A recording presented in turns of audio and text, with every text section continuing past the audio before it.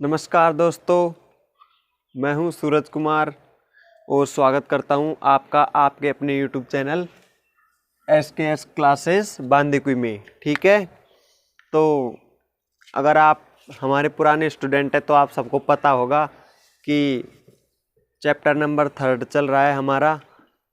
और अगर आप नए जुड़े हो तो चैनल को सब्सक्राइब कर लीजिए और क्लास 10 की पूरी साइंस मिलेगी इस पर आपको। ठीक है, और पहले और दूसरे चैप्टर को भी कंप्लीट करा चुके हैं हम। और अगर आपने वो वीडियोस नहीं देखी है तो हमारे चैनल को खोलकर देख सकते हैं। ठीक है, तो हम पढ़ा रहे हैं चैप्टर नंबर 3, उसका नाम है धातु एवं अधातु। साइंस पढ़ा रहे हैं 10th क्लास की साइंस। ठीक है, तो उसमें एक वीडियोस हमने डाल दिया है और ये सेकंड वीडियो है, तो इसके आगे का पार्ट बताते हैं और स्टार्ट करते हैं। ठीक है, जुड़े रहिए हमारे साथ। धातुएं O2 के साथ भिन्न भिन्न प्रकार से अभिक्रिया करते हैं। जो धातुएं हैं कौन कौन से, जैसे एल्युमिनियम, मैग्नीशियम, लोहा, तांबा, ये धातु है वो O2 के साथ किस प्रकार से अभिक्रिया करती है। ठीक है, अगर ये O2 के संपर्क में आएंगी तो कैसा व्यवहार करेंगी, क्या रिएक्शन देंगी। ठीक है, तो सबसे पहले देखते हैं लोहे को। लोहा को जब वायु में गर्म करते हैं तो कोई अभिक्रिया नहीं देता है। ठीक है, जब लोहे को हम वायु की उपस्थिति में गर्म करेंगे तो कोई अभिक्रिया नहीं देगा। ठीक है, लेकिन लोह चूर्ण को वायु में गर्म करने पर वह जलने लगता है। जैसे लोहे का चूर्ण होगा, उसको अगर हम वायु की उपस्थिति में गर्म करेंगे तो वो लाल हो जाएगा। बिल्कुल जलने का मतलब है वो बिल्कुल लाल हो जाएगा, ऐसा लगेगा कि जैसे कि ये जल रहा है, इस प्रकार प्रतीत होगा हमें। इसलिए यहाँ पर जलने का शब्द प्रयोग किया गया है। ठीक है, अगला देखते हैं सोडियम, पोटेशियम। ठीक है, ये नेम है उनके। ठीक है, प्रतीक चिन्ह जिनसे लिखे जाते हैं। ठीक है, अगर आप ये नहीं जानते हैं तो पढ़ लेना, ये प्रतीक चिन्ह से ही आगे कोई भी नाम नहीं बताएगा, सिर्फ प्रतीक चिन्ह ही बताएंगे। ठीक है, प्रतीक चिन्ह से आपको पता लगाना पड़ेगा। ठीक है, यह है Na सोडियम और K का मतलब होता है पोटेशियम। सोडियम पोटेशियम अधिक अभिक्रियाशील होते हैं। जो सोडियम और पोटेशियम धातु हैं वो अधिक अभिक्रियाशील होते हैं। ठीक है, तो अधिक अभिक्रियाशील होते हैं तो क्या करेंगे, ये अधिक अभिक्रियाशील होते हैं, इस कारण से इन्हें O2 के संपर्क में आने पर ये आग पकड़ लेते हैं। जैसे ही ये O2 के संपर्क में आएंगे, जैसे O2 के संपर्क में कैसे आएंगे, ठीक है, जो सोडियम का टुकड़ा है तो O2 वायुमंडल में O2 गैस है, उससे अगर जैसे ही रिएक्शन करेंगे तो ये आग पकड़ने लग जाएंगे। ठीक है, जैसे कि कोई सोडियम का टुकड़ा लिया हमने और अगर उसको थोड़ी देर खुली हवा में छोड़ देंगे, सोडियम या पोटेशियम को थोड़ी देर खुली हवा में छोड़ देंगे तो खुली हवा की जो ऑक्सीजन होगी उससे वो रिएक्शन करेंगे और रिएक्शन करके जलने लगेंगे। ठीक है, और जलने लगेंगे तो ऐसे हम उन्हें खुला नहीं छोड़ सकते हैं, तो उन्हें जलने से बचाने के लिए क्या करना होगा। ठीक है, देखते हैं, जल्द ही आग पकड़ लेते हैं। ठीक है, संपर्क में आने पर आग पकड़ लेते हैं। जो सोडियम और पोटेशियम है वो अधिक अभिक्रियाशील होते हैं, तो ये O2 के संपर्क में आने पर आग पकड़ लेते हैं। इस कारण आग पकड़ने से बचाने के लिए इन्हें केरोसिन के तेल में डुबोकर रखा जाता है। ठीक है, जो सोडियम और पोटेशियम है वो ऑक्सीजन के संपर्क में आने से जल्द ही आग पकड़ लेते हैं।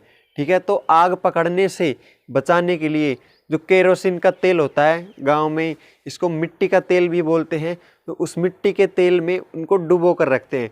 ठीक है, मिट्टी का तेल कम क्रियाशील होता है। ठीक है, तो उनकी क्रियाशीलता को नष्ट कर देता है। ठीक है, मिट्टी के तेल में डुबो कर रखेंगे तो वो वायु के संपर्क में नहीं आ पाएगा, और वायु के संपर्क में नहीं आ पाएगा तो वो जलने नहीं लगेंगे। ठीक है, मिट्टी के तेल में जो ऑक्सीजन है उसकी मात्रा कम होती है, इस कारण उसे मिट्टी के तेल में रखते हैं। किसको, सोडियम को और पोटेशियम को।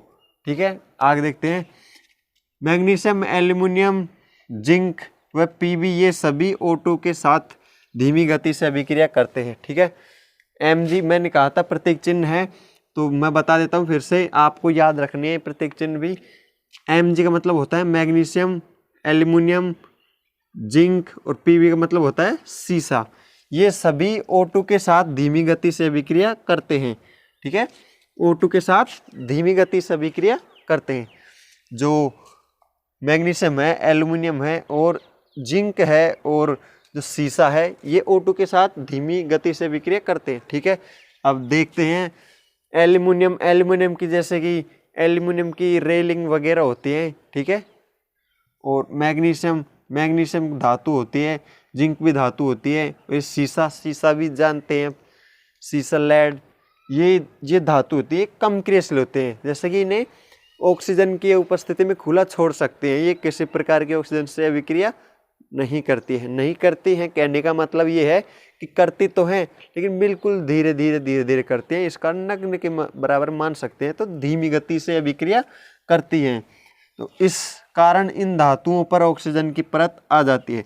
जैसे कि एल्यूमिनियम, ठीक है, तो एल्यूमिनियम को जब हम खुले वातावरण में छोड़ देंगे तो वो अभिक्रिया नहीं करेगी। कहने का मतलब है अभिक्रिया तो करेगी लेकिन बिल्कुल नगण्य मात्रा में करेगी। तो नगण्य मात्रा में अभिक्रिया करने से जो उसकी बाहरी परत होगी, उस बाहरी परत के चारों ओर ऑक्सीजन की एक पतली सी लेयर आ जाएगी। ठीक है, ऑक्सीजन की परत आ जाती है। ठीक है, किसके से? मैग्नीशियम, एल्यूमिनियम, जिंक और लेड, पीबी, सीसा। ठीक है, Cu, कॉपर ऑक्सीजन के साथ अभिक्रिया कर CuO बनाता है। ठीक है, जो कॉपर है, Cu का मतलब होता है कॉपर। ठीक है, प्रतीक चिन्ह है, कॉपर का प्रतीक चिन्ह है Cu। तो जब कॉपर की ऑक्सीजन के साथ अभिक्रिया कर, ऑक्सीजन के साथ ऐसे अभिक्रिया नहीं होती है जैसे कि कॉपर लिया और ऑक्सीजन लिया ऐसे मिला दिया, नहीं। कॉपर को जब खुला छोड़ देंगे ऑक्सीजन में तो वो ऑक्सीजन के साथ अभिक्रिया कर लेगा। ठीक है, या फिर लैब में कराई भी जाती हैं ऐसी अभिक्रियाएं, ऐसी कोई बात नहीं है। ठीक है, कॉपर और ऑक्सीजन की अभिक्रिया होगी तो दोनों मिलकर एक रिएजेंट, उत्पाद का निर्माण करेंगे, जिसे कॉपर ऑक्साइड कहते हैं। ठीक है, इसका सूत्र होता है, कॉपर का तो होता है Cu और ऑक्सीजन का होता है O2, दोनों मिलकर CuO, इसे कहते हैं कॉपर ऑक्साइड। ये बना लेते हैं ऑक्सीजन और कॉपर अभिक्रिया करके कॉपर ऑक्साइड बनाते हैं, जिस पर काले रंग की परत बन जाती है। जैसे कि कॉपर है, कॉपर की जब ऑक्सीजन, जो वातावरणीय ऑक्सीजन है, उसके साथ अभिक्रिया होगी तो कॉपर ऑक्साइड बना लेगा। तो कॉपर ऑक्साइड बनाने के कारण कॉपर ऑक्साइड बनेगा तो कॉपर है, जो कॉपर है, शुद्ध कॉपर, उसके ऊपर ऑक्सीजन की परत आ जाएगी, ऑक्साइड की परत आ जाएगी, और वो कैसे रंग की होगी? काले रंग की होगी। ठीक है, काले रंग की ऑक्साइड की परत चारों ओर आ जाती है। जैसे कि कोई कॉपर है, कॉपर का मतलब होता है तांबा। ठीक है, तांबा तो देखे होगा मोटर वगैरह में निकलते हैं, कुछ काले भी होते हैं, वो क्या है? धीमी गति से ऑक्सीजन के साथ अभिक्रिया कर लेते हैं, जिससे वो कॉपर ऑक्साइड बन जाता है। ठीक है, अगर कोई आप कॉपर या तांबा देखेंगे, अगर वो काला पड़ रहा है तो आप समझ जाइए कि ये कॉपर नहीं, ये कॉपर ऑक्साइड है, जो धीमी गति से ऑक्सीजन के साथ अभिक्रिया करके काला पड़ चुका है। ठीक है, आगे देखते हैं। सोना Au, सोने का सूत्र होता है Au, प्रतीक चिन्ह। तो Au व चांदी का होता है Ag। सोना और चांदी ऑक्सीजन के साथ अभिक्रिया नहीं करते हैं, इसलिए इनसे आभूषण बनाए जाते हैं। ठीक है, जो सोना है और चांदी है, आपने देखे होंगे सोने की बालियां बनती है, सोने के कुंडल, चांदी के, ठीक है, आभूषण बहुत से बनते हैं। तो अगर ये ऑक्सीजन की उपस्थिति में रिएक्शन करेंगे तो इनका कलर चेंज होना चाहिए, लेकिन ऐसा नहीं होता है क्योंकि ये ऑक्सीजन के साथ अभिक्रिया नहीं करते हैं। ठीक है, जैसे कि आपने देखा होगा कि सोने के आभूषण लेके आते हैं तो सोने में इतनी तेज चमक होती है और वो बहुत दिनों तक पहनते हैं, उसके बाद भी उसकी चमक बनी रहती है। हाँ, चमक थोड़ी बहुत कम होती है, वो क्या होते हैं कि पहनते हैं, उससे थोड़ा वो गंदा हो जाता है, उस पर कुछ अशुद्धियाँ चिपक जाती हैं, इस कारण से वो गंदा हो जाता है, उसकी चमक कम दिखाई देने लग जाती है। तो जैसे कि किसी सोने की या चांदी की चमक कम हो गई तो क्या करना है? ठीक है क्या करना है बताता हूँ। अगर कोई सोना है या चांदी है, अगर उसकी चमक कम हो चुकी है और आपको पता है कि ये सोना ही है या चांदी ही है, तो आपको उस अपने पड़ोस में जो ज्वेलरी शॉप है उस पर लेके जाना है और बोलनी है उसको कि हमें हमारे सोने या चांदी की सफाई करानी है। ठीक है, ये सफाई आप वहीं रहकर करवाएं, ज्वेलरी शॉप पर कराएंगे आप स्वयं रहकर, तो क्या है आपके सोने या चांदी को खतरा भी नहीं रहेगा, क्योंकि आजकल बहुत सी धोखाधड़ियाँ भी हो रही हैं। जैसे कि सफाई कराने के लिए ले जाते हैं और फिर घर चले जाते हैं और फिर वापस लेने जाते हैं, तो उनको नकली या फिर बिना सोने की चीज़ें सोने की बताकर दे दी जाती है कि ये आप ही की है और ये सफाई करने के बाद ऐसी हो गई है। ठीक है, तो स्वयं उसी जगह पर उपस्थित होकर सोने चांदी की सफाई कराएं। इसलिए जो सोना है और चांदी है ये बहुत महंगे हैं। क्यों हैं? क्योंकि ये कभी ख़राब नहीं होते हैं और इनका भाव कभी भी कम नहीं होता है।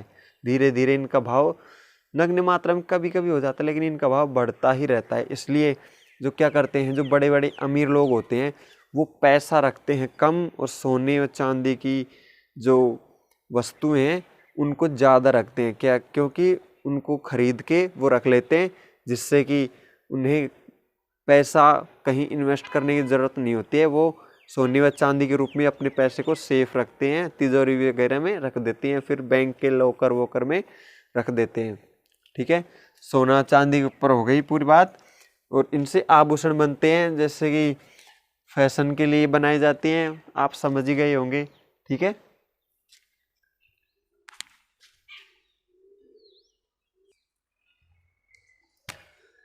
तो दोस्तों धातु पढ़ लिए, अधातु पढ़ लिए, धातु ऑक्साइड पढ़ ली, अधातु ऑक्साइड पढ़ ली। अब उसके बाद आता है उभयधर्मी ऑक्साइड।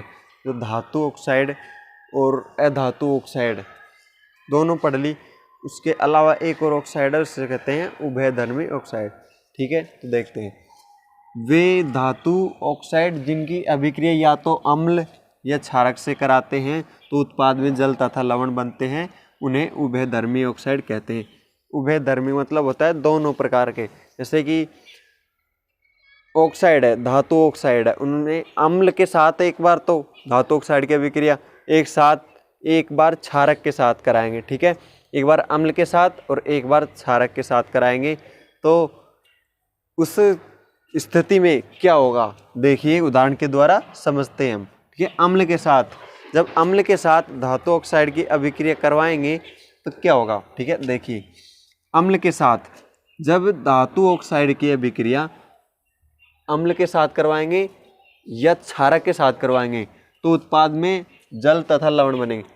चाहे अम्ल के साथ करवाएं या क्षारक के साथ करवाएं, उत्पाद में लवण और जल ही बनेंगे। ठीक है, अम्ल के साथ करवाएंगे या क्षारक के साथ करवाएंगे, दोनों के साथ ही करवा कर देख लेते हैं अभिक्रिया। उत्पाद में लवण और जल ही बनेंगे। लवण किसी प्रकार बन सकता है, वो जल तो बनेगा ही। ठीक है, तो देखते हैं। अम्ल के साथ अभिक्रिया करवाएंगे तो Al2O3 ये है अम्ल। ठीक है, इस अम्ल की अभिक्रिया नहीं अम्ल ये नहीं, अम्ल ये है। ठीक है, इस अम्ल की अभिक्रिया करवाएंगे धातु ऑक्साइड की। ये है धातु और ये है ऑक्साइड। मैंने पढ़ाया था आपको Cu कॉपर और एक बार बताया था ऑक्सीजन, दोनों अभिक्रिया करके कॉपर ऑक्साइड बना लेते हैं। ठीक है, इसी प्रकार एल्यूमिनियम और ऑक्सीजन मिलकर एल्यूमिनियम ऑक्साइड का निर्माण करते हैं। ठीक है, तो एल्यूमिनियम ऑक्साइड क्या है, धातु ऑक्साइड भी कह सकते हैं एल्यूमिनियम ऑक्साइड को। ठीक है, एल्यूमिनियम ऑक्साइड नाम है और एल्यूमिनियम है धातु और ये है ऑक्सीजन, तो ऑक्साइड धातु ऑक्साइड बन गया। ठीक है, धातु ऑक्साइड की अभिक्रिया पहले किससे करा रहे हैं, अम्ल के साथ, तो अम्ल के साथ करवाएंगे। ये धातु ऑक्साइड है, इसकी अभिक्रिया करवा रहे हैं अम्ल के साथ। ठीक है, तो क्या बनेगा देखिए 2AlCl3। ठीक है, ये है लवण और ये है जल H2। ठीक है, मैंने कहा था कि धातु ऑक्साइड की अभिक्रिया या तो लवण जल के साथ या तो अम्ल के साथ करवाएं या क्षारक के साथ करवाएं, उत्पाद में लवण और जल ही बनेगा। ठीक है, ये है लवण और ये है जल। ठीक है, तो क्षारक के साथ भी करवा कर देख लेते हैं। तो क्षारक के साथ क्या होगा, क्षारक इसी के साथ करवा लेते हैं। ये है धातु ऑक्साइड, इसी धातु ऑक्साइड के साथ हमने अम्ल की करवाई है और इसी धातु ऑक्साइड के साथ किसी करा लेते हैं, क्षारक की। ठीक है, क्षारक NaOH सोडियम हाइड्रोक्साइड। ठीक है, क्षारक है। ठीक है, इसकी अभिक्रिया जब धातु ऑक्साइड से करवाई हमने तो क्या देखने को मिलता है। ठीक है, 2NaAlO2, ठीक है। 2 मोल किसके बने? सोडियम एल्यूमिनियम हाइड्रोक्साइड, ठीक है। इसके और उत्पाद में जल प्राप्त हुआ, ठीक है। ये है लवण और ये है जल, ठीक है। अम्ल के साथ अभिक्रिया करवाई तो भी लवण और जल बने, और क्षारक के साथ अभिक्रिया करवाई तो भी लवण और जल ही बने, ठीक है। तो ये कौन से होते हैं जिसमें उत्पाद में लवण और जल ही बनेगा, ठीक है। चाहे अम्ल के साथ करवाएं अभिक्रिया, चाहे क्षारक के साथ करवाएं, उत्पाद में लवण और जल ही बनेगा, ठीक है। ऐसी ऑक्साइडों को क्या बोलते हैं? उभयधर्मी ऑक्साइड, ठीक है।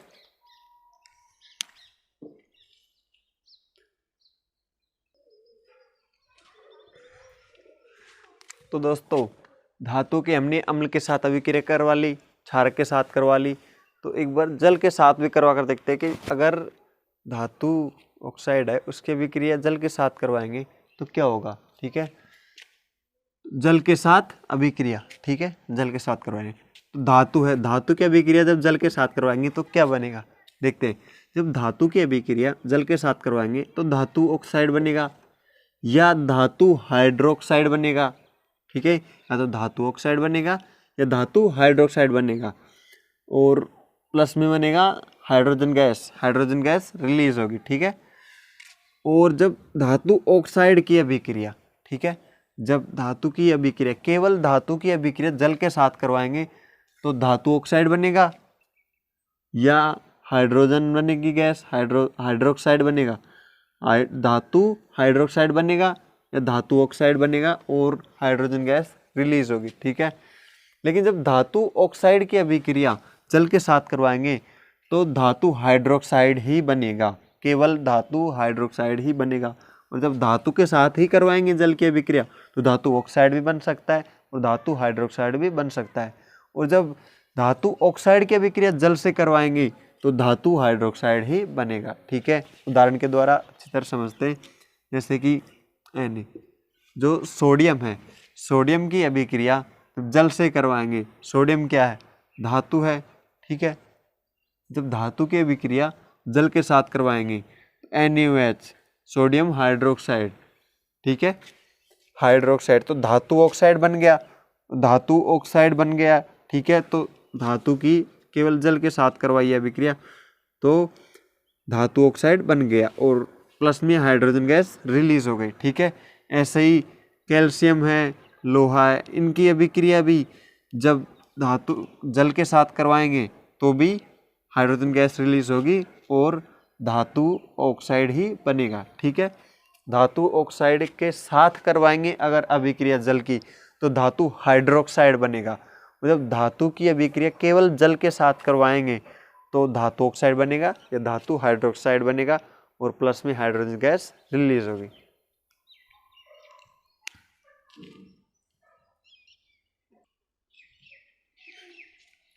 तो दोस्तों, धातुओं की अवस्थाएं होती है बहुत सी।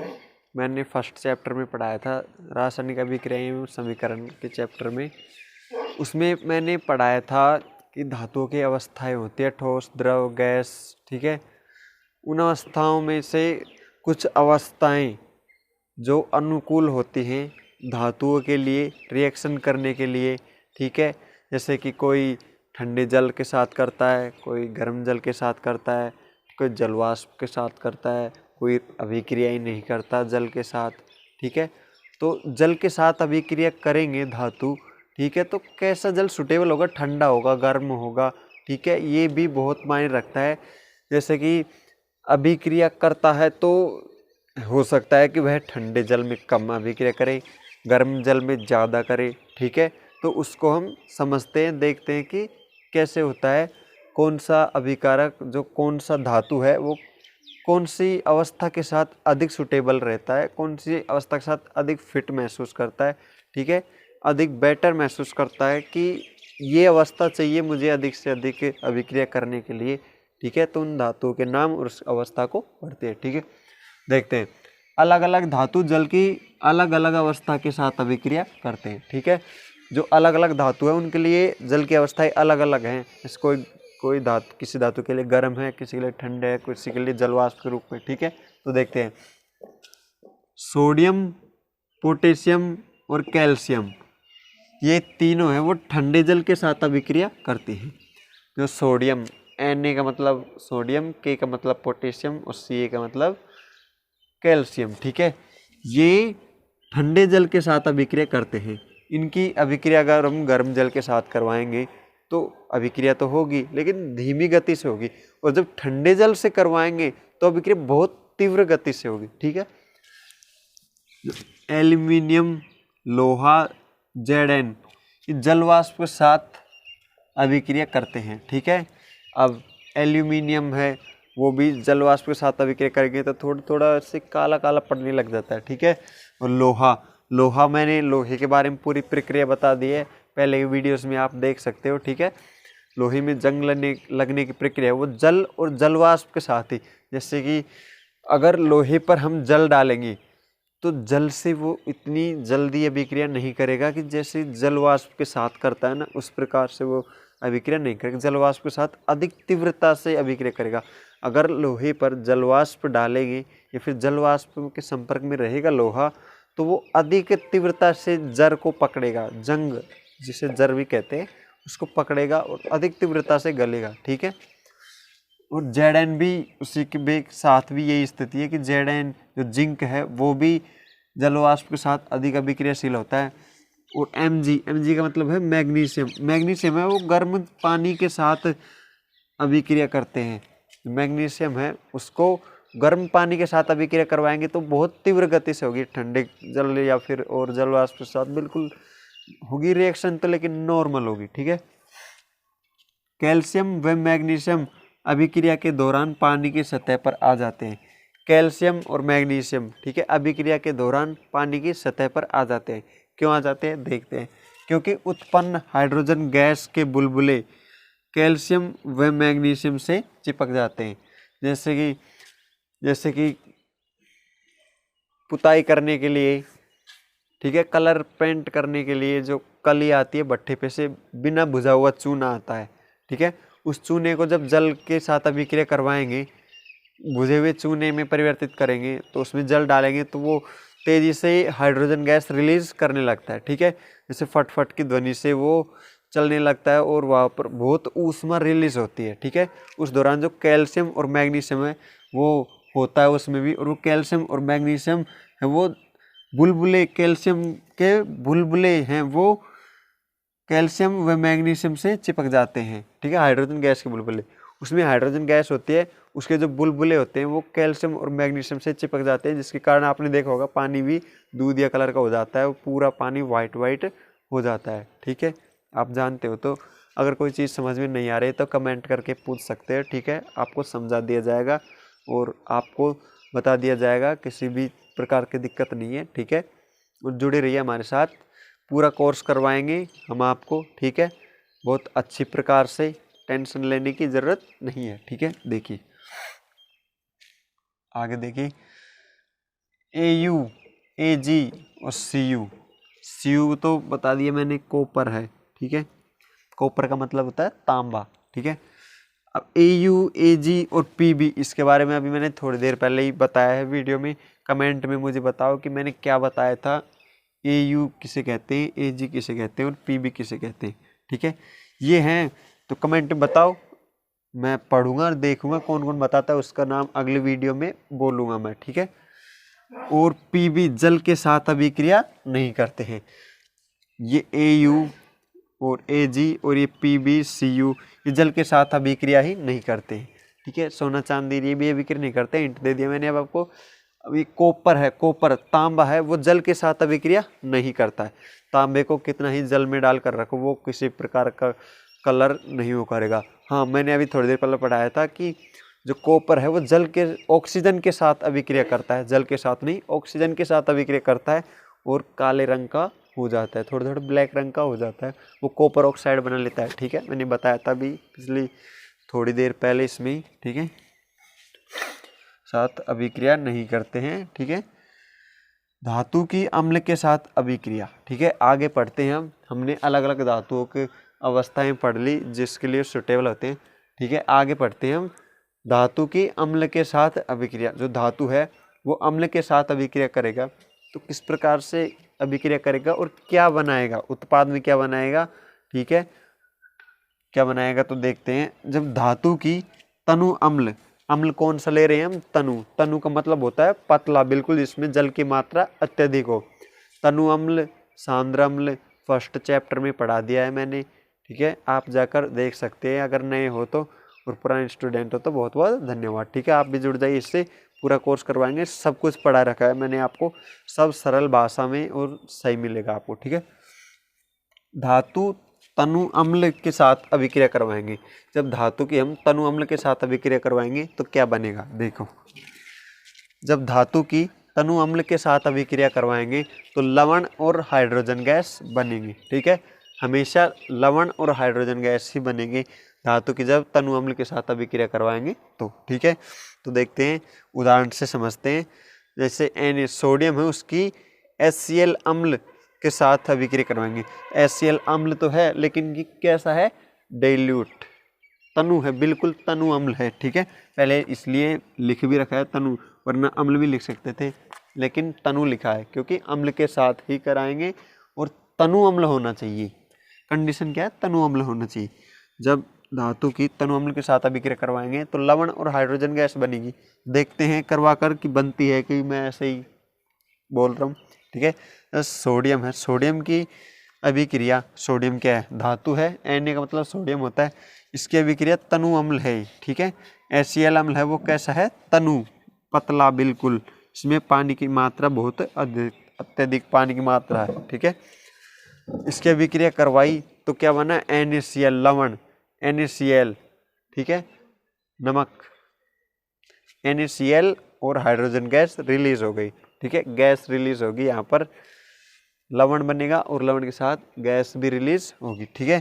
और ये एल्यूमिनियम Al+HCl, यहाँ पर भी तनु ही अम्ल है तो यहाँ पर बना AlCl3, लवण बना और हाइड्रोजन गैस रिलीज हो गई, ठीक है। अगर कोई समझ में नहीं आ रहा है तो पूछ सकते हो, मैं बता दूंगा आपको, ठीक है। नोट्स आप बनाते रहिए, या फिर आपको PDF की अगर ज़रूरत हो तो मुझे बोल देना, क्योंकि समय कम है, परीक्षाएं होंगी 10वीं की, और मैं PDF आपको प्रोवाइड करवा दूंगा। अगर आप कमेंट करेंगे और कमेंट करके मुझसे PDF मांगेंगे तो ऐसे तो आप चाहे तो उसे लिख भी सकते हैं, लेकिन समय बहुत कम है एग्ज़ाम्स में, ठीक है। पीछे बहुत चल रही हैं, लेसन नंबर 3 पर चल रहे हैं, बहुत जल्दी हम पूरा कोर्स कर लेंगे, ठीक है। दोहरान भी करवाएंगे आपका, सब कुछ इम्पोर्टेंट भी बताएंगे आपको। 10th में पिछले पेपर भी सॉल्व करवाएंगे, डैश वर्क भी सॉल्व करवाएंगे, जो भी पिछले आए हुए क्वेश्चंस है उनको भी सॉल्व करवाएंगे, ठीक है। और मोस्ट भी बताएंगे कि ये आने की संभावना है, और क्योंकि चैप्टर इस बार कम हो चुके हैं, ठीक है, और कुछ ही सीमित चैप्टर है, उनमें से ही आएंगे और उनमें से मोस्ट आपको बता देंगे, उनसे बाहर पेपर नहीं जाएगा, ठीक है। पढ़िए आप तो दोस्तों देखते हैं कि धातुओं की अन्य धातु लवणों के साथ अभिक्रिया। जब धातुओं की अन्य धातु लवणों के साथ अभिक्रिया करवाएंगे तो क्या होगा, ठीक है। अभी एक क्वेश्चन करने वाला हूँ, कमेंट में बताना उसका आंसर आप, ठीक है। तो देखिए, धातु A प्लस लवण विलयन B जब रिएक्शन करेंगे तो लवण विलयन A प्लस धातु B, क्या हो रहा है यहाँ पर, और ये कौन सी अभिक्रिया है, ठीक है, बताइए हमें। मैंने आपको पढ़ाया था विस्थापन अभिक्रिया, द्विविस्थापन अभिक्रिया, संयोजन अभिक्रिया, वियोजन अभिक्रिया, रासायनिक अभिक्रियाएं एवं समीकरण, चैप्टर नंबर 1 बहुत डिटेल से बताया था आपको। और मैंने कहा भी था कि आगे इसके उदाहरण आगे आएंगे, ठीक है। और आप देख रहे हैं इनमें से कौन सी अभिक्रिया का ये उदाहरण है, ठीक है, मुझे कमेंट में बताना ज़रूर। और जो कमेंट में बताएगा राइट आंसर, ठीक है, उसका अगली वीडियो में आएगा नाम, ठीक है। तो कमेंट में बताना। तो देखिए यहाँ पर जो Fe है वो अलग है और CH4 एक है, तो और यहाँ पर CuSO4 होना चाहिए था, ठीक है। उसको सी यू को हटा दिया और यहाँ पर एफ ही आ गया और सी यू को हटा दिया। ठीक है, आप समझ गए होंगे, ये अभिक्रिया समझ जाएंगे आप। अगर आप नए हो तो पिछली वीडियो को देखो, जिससे आपको भी पता लगे कि ये कैसे हुआ है। ठीक है, पिछली वीडियो में रासायनिक अभिक्रियाएं एवं समीकरण चैप्टर नंबर 1 में पूरी डिटेल से बताया गया है। ठीक है, और कमेंट में बताना फिर बाद में कि ये कौन सी अभिक्रिया का उदाहरण है। ठीक है, तो देखते हैं हम इस वीडियो को करते हैं यही समाप्त। अगली वीडियो में जब स्टार्ट होगी तो क्या पढ़ेंगे हम। ठीक है, बहुत ही इंटरेस्टिंग चीज़ आने वाली है। ठीक है, ऐसी चीज़ जिसके बिना आप धातुओं की सक्रियता क्रम के बारे में नहीं जान सकते। कौन सी धातु किस धातु को विस्थापित कर सकती है, किसको हटा सकती है, कौन कितनी धातुएं, कौन कौन सी बढ़ते हुए क्रम में धातुएं, उनके नाम, और ये सब पता लगता है हमें सक्रियता श्रेणी से। ठीक है, अगली वीडियो में हमारा फर्स्ट टॉपिक सक्रियता श्रेणी ही होगा और बहुत अच्छा टॉपिक है, जिसके बिना आप धातुओं के बारे में कल्पना भी नहीं कर सकते। और धातुएं हैं, उनको समझने के लिए, उनकी सक्रियता को जानने के लिए, कौन सी कम क्रियाशील होती हैं, कौन सी अधिक क्रियाशील होती हैं, कौन सी धातुओं को किस प्रकार से प्राप्त किया जाता है, कौन सी धातुएं शुद्ध रूप में प्राप्त होती है, कौन सी अशुद्ध रूप में प्राप्त होती है, कौन कौन सी धातुओं को किस प्रकार किस विधि से निकाला जाता है, किस विधि से उनकी सफाई की जाती है, ये सब कुछ पढ़ेंगे। बहुत ही इंटरेस्टिंग होने वाला है, सिर्फ जुड़े रहिए आप हमारे साथ।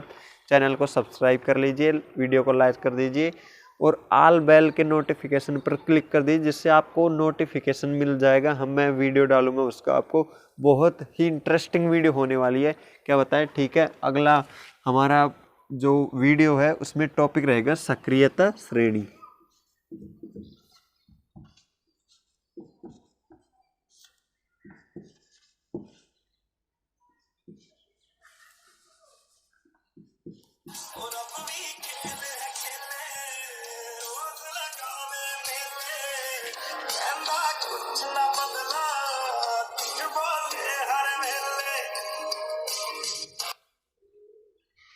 फोन आ गया था गाइस, सॉरी। ठीक है, ये है हमारा टॉपिक, इसे पढ़ेंगे हम, बहुत इंटरेस्टिंग होने वाला है। ठीक है, तो मिलते हैं अगली वीडियो में।